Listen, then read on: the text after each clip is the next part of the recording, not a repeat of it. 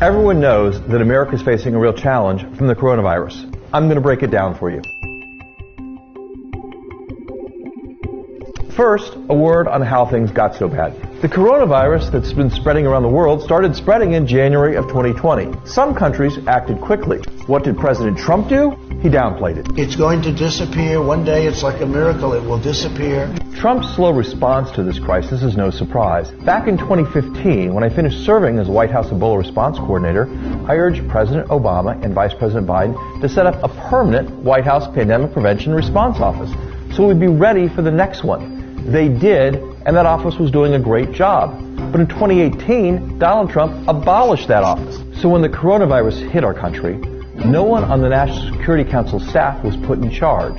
Instead, Donald Trump sent a message to the bureaucracy.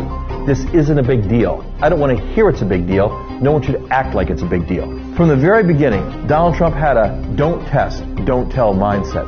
As a result, at the time we're taping this, only about 150 Americans out of every 1 million has been tested, while in Korea, almost 4,000 out of every million people have been tested.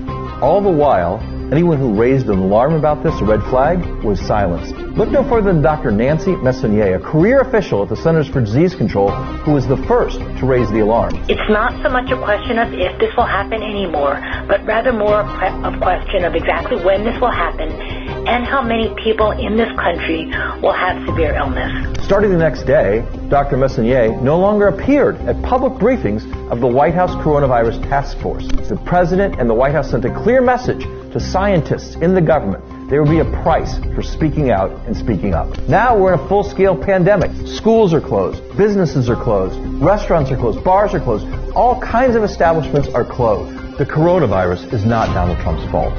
But the fact that our country was not ready for it and that it responded so slowly, well, President Trump says he bears no responsibility for that, but the responsibility falls squarely on his shoulders. So let's talk about solutions. On March 12th, Joe Biden laid out a comprehensive plan to fight the coronavirus, to protect our country, to help our families. It was influenced by scientists and experts. No more sidelining those people who know best, no more silencing them from the truth. Their advice will guide Joe Biden in dealing with a crisis like the coronavirus. I'm here to talk to you today about 4 key parts of that plan. First, Joe Biden would fix the testing fiasco. Second, he would direct the FEMA or the U.S. military to set up emergency hospitals, 500-bed units that could be dropped on a parking lot or wherever they're needed. Third, he would give the doctors and nurses the help that they need. That means protective gear so they can be safe as they treat coronavirus patients.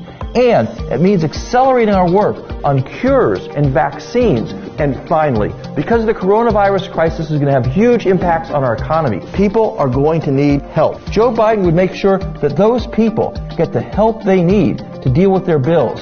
So that's what Joe Biden would do as president. But what can you do? We talk a lot about flattening the curve. That means bringing down the number of cases so we don't have a big rush in our hospitals all at once. We don't overwhelm the system. What can you do to help with that? Well, first, you can practice what we call social mitigation practices.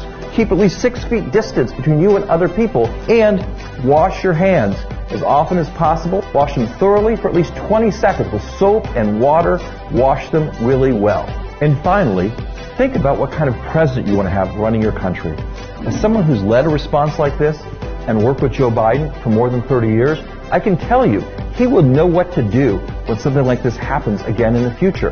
He wouldn't mess it up like our current president has. He has the kind of leadership, accountability, responsibility to be the next president and to get us through a situation like this. And most importantly, stay safe, everyone.